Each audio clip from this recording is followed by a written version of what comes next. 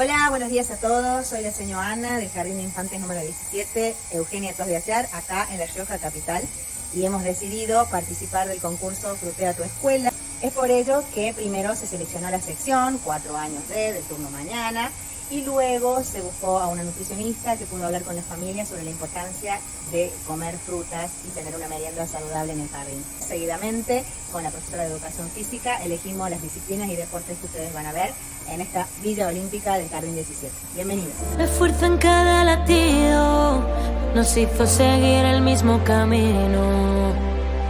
Aprendimos del valor, hacer caso al corazón, nunca darnos por vencidos.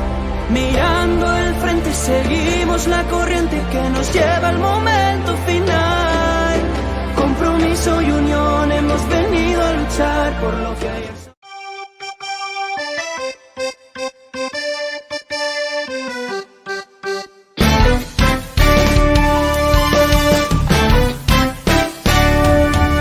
Me voy a ver los Juegos Olímpicos, ven tú también. Avión o tren, en barco.